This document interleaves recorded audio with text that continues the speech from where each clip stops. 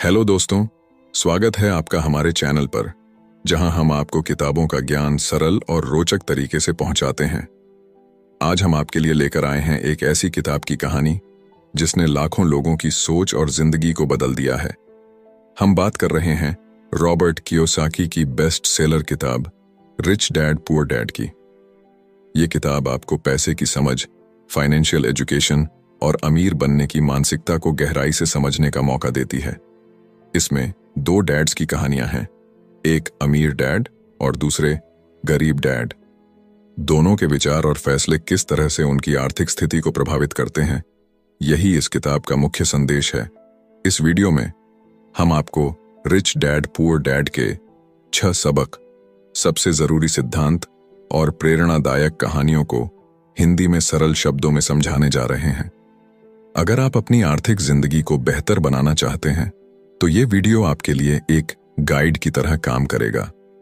इसमें आप जानेंगे कि पैसा आपके लिए कैसे काम कर सकता है, संपत्ति और कर्ज में फर्क क्या होता है, क्यों फाइनेंशियल एजुकेशन आपके स्कूल के सिलेबस से ज्यादा जरूरी है और अमीर लोग अपनी सोच से कैसे अमीर बनते हैं। यदि आपको वीडियो पसंद आए तो इसे लाइक और शेयर करें और हमारे चैनल को सब्सक्राइब करना ना भूलें, क्योंकि हमारा लक्ष्य है कि हम आपको वो ज्ञान दें जो आपकी जिंदगी को एक नई दिशा दे सके। चलिए अब बिना देरी के शुरू करते हैं इस अद्भुत सफर को और जानते हैं कि रॉबर्ट कियोसाकी की इस महान किताब ने हमें क्या सिखाया है। तो बात ऐसी है कि रॉबर्ट कियोसाकी, जो कि इस किताब के लेखक हैं, उनके 2 पिता थे।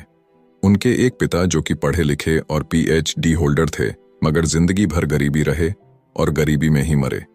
इसीलिए ना रॉबर्ट उन्हें पुअर डैड कहते थे। वहीं उनके दूसरे पिता बहुत पढ़े लिखे तो नहीं थे, लेकिन काफी अमीर थे, इसीलिए रॉबर्ट उन्हें रिच डैड बुलाते थे। तो अब ये सोचने की बात है कि किसी भी इंसान के एक ही वक्त में 2 पिता कैसे हो सकते हैं। तो इसका जवाब यही है कि उनके गरीब पिता यानी कि रियल पिता का एक ही सपना था कि रॉबर्ट खूब मेहनत से पढ़ाई करने के बाद किसी बड़ी सी कंपनी में नौकरी करके अपने भविष्य को सुरक्षित कर ले। मगर रॉबर्ट के दूसरे पिता जो कि अमीर थे, वो एक्चुअली में रॉबर्ट के दोस्त माइक के पिता थे और वो चाहते थे कि रॉबर्ट अपनी जिंदगी में कुछ चैलेंजेस को ले, क्योंकि सारे सबक सिर्फ स्कूल में ही नहीं सीखे जाते।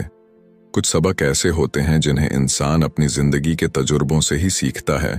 तो स्कूली पढ़ाई सिर्फ आपको अच्छे ग्रेड्स तो दिला सकती है, लेकिन जिंदगी की पढ़ाई बहुत कुछ सिखाती है।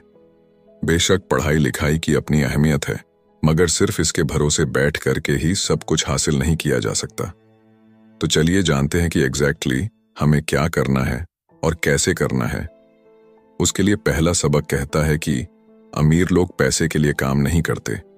सुनने में थोड़ा अजीब है, लेकिन इस लाइन को समझने के लिए ये कहानी आपकी काफी मदद करेगी। तो होता ऐसा है कि एक आदमी था जिसके पास एक गड्ढा था। जब भी उसे अपने गड्ढे से कुछ मेहनत करवानी होती थी तो वो एक गाजर को उसके सामने लटका देता था। उस गाजर को देखते ही गधा उसे खाने के लालच में काम करता चला जाता था। उसे बड़ी उम्मीद थी कि एक दिन वो उस गाजर तक पहुंच ही जाएगा। अभी उस आदमी के लिए तो एक अच्छी खासी तरकीब बन गई काम करवाने की, मगर बेचारे गधे को कभी भी वो गाजर नहीं मिल पाई। अब पूछिए क्यों? क्योंकि वो गाजर बस एक छलावा है। बहुत से लोग ठीक उस गधे की तरह ही होते हैं।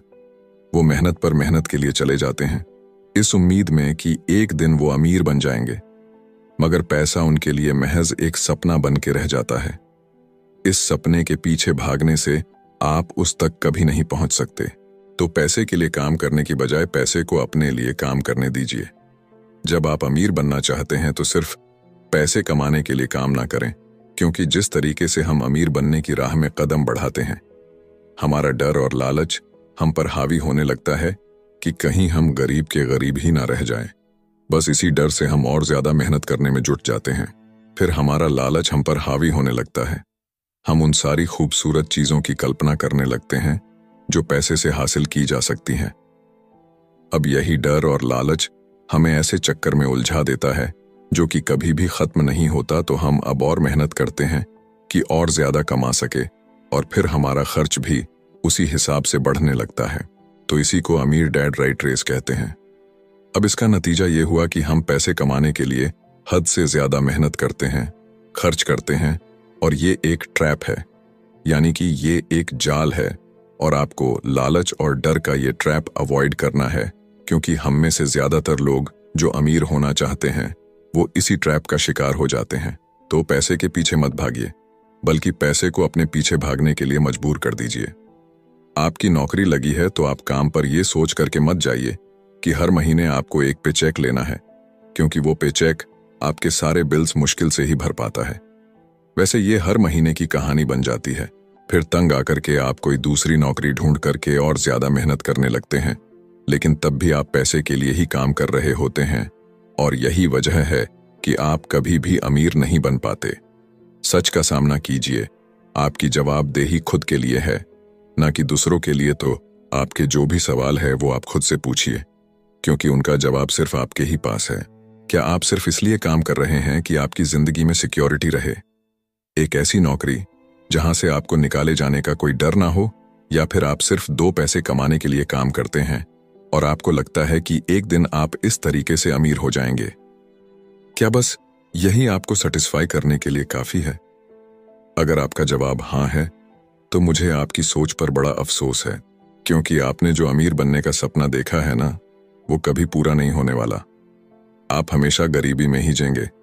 लेकिन अगर आपका जवाब ना है, तो आपका पहला कदम यह होगा कि सबसे पहले आप अपने मन से डर को हटा दीजिए, क्योंकि ज्यादा पैसा ना कमा पाने का डर और लालची आपको बगैर सोचे समझे काम करने के लिए मजबूर करता है, और हमारा यही कदम हमें नाकामयाबी की तरफ धकेलता है।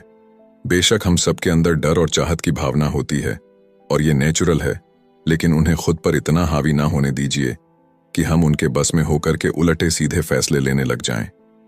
बेहतर होगा कि हम जो भी करें पहले उसके बारे में खूब सोच लें। हमेशा दिल से नहीं बल्कि दिमाग से काम लें। हर सुबह अपने आप से पूछिए कि क्या आप उतना कर पा रहे हैं जितना कि आपको करना चाहिए। क्या आप अपनी पोटेंशियल का पूरा इस्तेमाल कर पा रहे हैं? आम लोगों की तरह सोचना छोड़ दीजिए, जो काम सिर्फ और सिर्फ पैसे के लिए करते हैं। ये सोचना छोड़ दीजिए कि मेरा बॉस कम पैसे देता है, मुझे ज्यादा मिलना चाहिए, मैं ना इससे ज्यादा कमा सकता हूं। एक बात याद रखिए, आपकी परेशानियों के लिए सिर्फ आप जिम्मेदार हैं, कोई और नहीं। बॉस अगर आपकी सैलरी को नहीं बढ़ा रहा है तो उसे इल्जाम मत दीजिए। जब आप खुद की प्रॉब्लम्स की जिम्मेदारी लेते हैं तो सिर्फ आप ही उसका हल निकाल सकते हैं। और यही वो पहला सबक और पहला प्रिंसिपल है जो कि आमिर डैड ने रॉबर्ट को सिखाया। इस सबक का एक पार्ट ये भी था कि अमीर डैड ने उन्हें एक कन्वीनियंस स्टोर में काम करने पर लगा दिया। उन्हें इस काम के कोई पैसे नहीं मिले, वो बस काम करते रहे, और इसका फायदा ये हुआ कि वो अपने दिल से काम में लगे रहे, और इस दौरान कई नए आइडियाज उनके दिमाग में आते रहे। पैसे को अपने पीछे कैसे भगाया जाए, इस बारे में उन्हें कई विचार मिले। उन्होंने देखा कि उस स्टोर की क्लर्क कॉमिक्स बुक के फ्रंट पेज को 2 हिस्सों में फाड़ देती थी। आधा हिस्सा वो रख लेती और आधा हिस्सा फेंक देती थी, तो देर शाम में स्टोर में एक डिस्ट्रीब्यूटर आया करता था। वो कॉमिक्स बुक्स के ऊपरी आधे हिस्से को क्रेडिट के लिए लेता, पर बदले में नई कॉमिक्स बुक्स दे जाया करता। तो एक दिन उन्होंने उस डिस्ट्रीब्यूटर से पूछा कि क्या वो पुरानी कॉमिक्स बुक्स ले सकते हैं। वो इस शर्त पर मान गया कि वो उन कॉमिक्स को बेचेंगे नहीं। ये उनके दिमाग में बिजनेस का एक नया आइडिया था। उन्होंने वो पुरानी कॉमिक्स बुक्स अपने दोस्तों और बाकी बच्चों को पढ़ने के लिए किराए पर देनी शुरू कर दी। बदले में वो हर किताब का 10 सेंट किराया वसूल करते थे।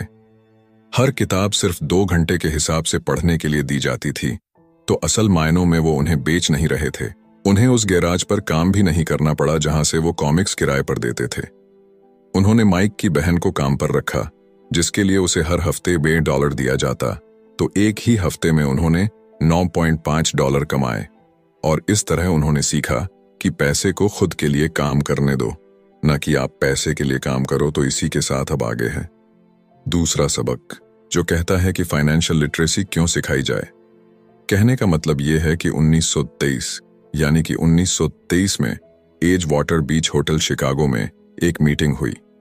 दुनिया के बहुत से लीडर और बहुत ही अमीर बिजनेसमैन इस मीटिंग का हिस्सा बने।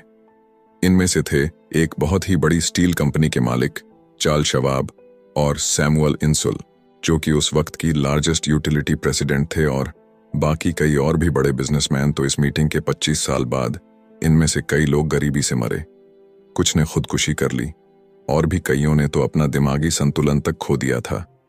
तो असल बात यह है कि लोग पैसे कमाने में इतने मशगूल हो जाते हैं कि वो ये खास बात सीखना भूल जाते हैं कि पैसे को रखा कैसा जाए। आप चाहे जितना मर्जी पैसा कमा लें, उसे बनाए रखना असली बात है। और अगर ये हुनर आपने सीख लिया तो अब किसी भी आड़े टेढ़े हालात, जो अक्सर कहा जाता है कि कोई इमरजेंसी आ गई या कोई अड्डी आ गई या कोई बुरा वक्त आ गया, तो आप उसका सामना आसानी से कर लेंगे। या हो सकता है कि अगर आप ठीक तरीके से प्लानिंग करें तो बुरा वक्त आए ही ना। वैसे लॉटरी में मिलियन जीतने वाले लोग कुछ सालों तक तो मजे से जीते हैं, मगर फिर वापस उसी पुराने हालात में पहुंच जाते हैं। तो अधिकतर लोगों के सवाल होते हैं कि अमीर कैसे बने या अमीर बनने के लिए क्या करें। इन सवालों के जवाब से अधिकतर लोगों को निराशा ही होती है, मगर इसका सही जवाब होगा कि पहले आप फाइनेंशियल लिटरेट बनना सीखें।